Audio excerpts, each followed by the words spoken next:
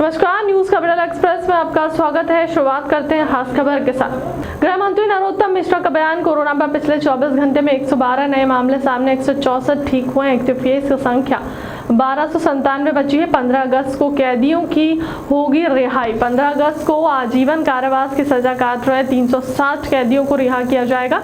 कमलनाथ पर 2023 का भविष्य पता है। वह अनुभवी नेता है, इसलिए वह 2023 में दिल्ली जाने की बात कर रहे हैं, पर 2022 में अधिकारियों को धमका रहे हैं। धमकाने की परंपरा कांग्रेस की इमरजेंसी के समय से। कमलनाथ अजब पार्टी है, गजब नेता है।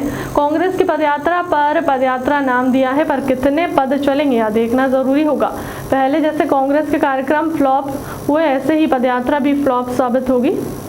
कमलनाथ ने खुद आदिवासी राष्ट्रपति के खिलाफ वोट किया। पिछले 24 घंटे में मध्य प्रदेश में कोरोना के 112 नए प्रकरण आए हैं, जबकि ठीक होकर अपने घरों और गंतव्य की ओर जाने वाले 164 लोग हैं। एक्टिव केस वर्तमान में मध्य प्रदेश में 1297 हैं। जो सैंपल कल लिए गए हैं संपूर्ण मध्य प्रदेश के अंदर, वो 4585 लोगों के सैंपल लिए गए हैं। संक्रमण दर वर्तमान में हमारी 2.44 है, जबकि रिकवरी की दर हमारी स्थिर 98.6 बनी हुई है।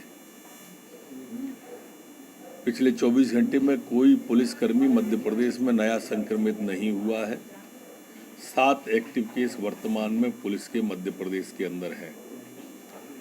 कल जो वैक्सीनेशन हुआ है हमारा मध्य प्रदेश के अंदर, वो 1,11,650 लोगों का वैक्सीनेशन मध्य प्रदेश के अंदर पिछले 24 घंटे में हुआ है।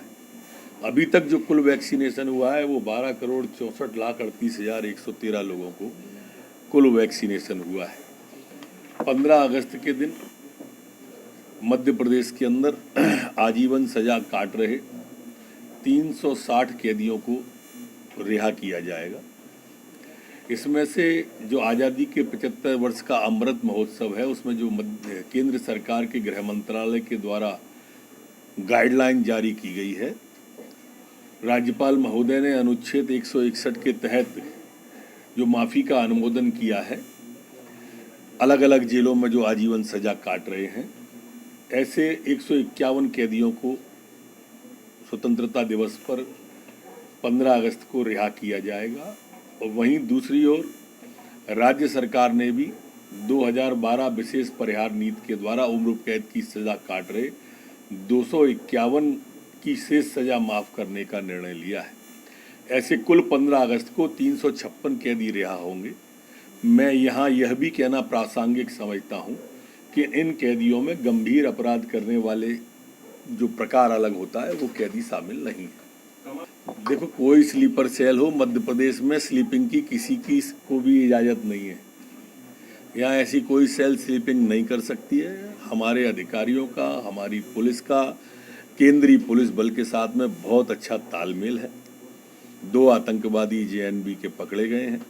हमीदुल्लाह उर्फ गाजी मोहम्मद शहादत को गिरफ्तार किया गया है। मार्च में जो 7 पकड़े गए थे, उसके बाद से ही ये रडार पर थे और पूरी निगरानी इनकी रखी जा रही थी। ये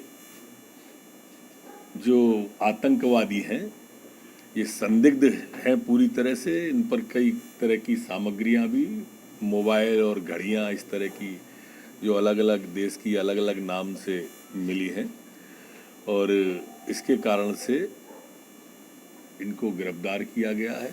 काफ़ी बड़े तथ्य और सबूत भी इनके खिलाफ में मिले हैं। NI देखिए, भारत के स्वाभिमान और सम्मान का प्रतीक है तिरंगा।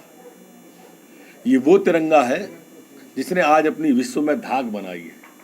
यूक्रेन के युद्ध के वक्त में हिंदुस्तान ही नहीं, बाकी के पड़ोसी देशों के बच्चे भी तिरंगा की आड़ में देश से बाहर आए।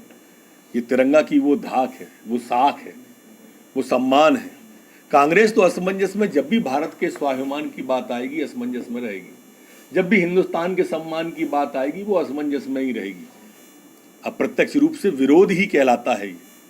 सेना पर सवाल उठाने वाली कांग्रेस वैक्सीन पर सवाल उठाने वाली कांग्रेस, ईवीएम पर सवाल उठाने वाली कांग्रेस, न्यायपालिका पर सवाल उठाने वाली कांग्रेस से क्या उम्मीद करेंगे कि वो तिरंगा के सम्मान में दो शब्द बोलेंगे? सोनिया जी नहीं बोलेंगे। आए राष्ट्रपति जी का चुनाव और अभी कमलनाथ जी ने उनके खिलाफ वोट किया है। कमलनाथ जी आदिवासी के हितैषी हो गए। देश की सर्वोच्च संस्था पर, सर्वोच्च पद पर हिंदुस्तान के इतिहास में पहली बार कोई जनजाति की महिला आरूढ़ हो रही थी, उसका कांग्रेस ने विरोध किया और कमलनाथ जी ने खिलाफ में वोट किया। वो कह रहे हैं हमें सच्चे हितैषी है। ये वही कांग्रेस है जिसने शुभांशु सिंह सोलंकी जी को मुख्यमंत्री बनने दिया। ये वही कांग्रेस है जिसने जन्मा देवी जी को, आदरणीय बुआ जी को मुख्यमंत्री नहीं बनने दिया था। ये वही कांग्रेस है जिसने दलवीर सिंह जी को मुख्यमंत्री नहीं दिया था। क्या आप समझते हैं कि बाकी के लोग समझते नहीं? 15 महीने तक एक ऐसी योजना नहीं बनाई, सारी की सारी बातें कागजों पे और घोषणाओं में रही, और वो अपने आप को आदिवासी हितैषी कहते हैं। इसीलिए आप जा रहे हैं क्या जनजाति कार्यक्रम में? कहीं जाएं, अब हर व्यक्ति समझता है कि ये जो है ना, अब कुछ नहीं करने वाली है कांग्रेस। अभी आपने लिस्ट बनाई है जो बीजेपी के लिए काम करते हैं। अच्छा, 22 में धमका रहे हैं और 23 में जा रहे हैं। ये पिछली मानसिकता है, जो इमरजेंसी की मानसिकता है ना, धमकाने की, ये वो मानसिकता है धमकाने की। कमलनाथ जी बीच बीच में इस तरह का कहते रहते हैं जब उनको जोश आता है, थोड़ा सा ही है। कर्मचारी अब समझ गए हैं सब इस बात को। अजब पार्टी के गजब नेता हैं।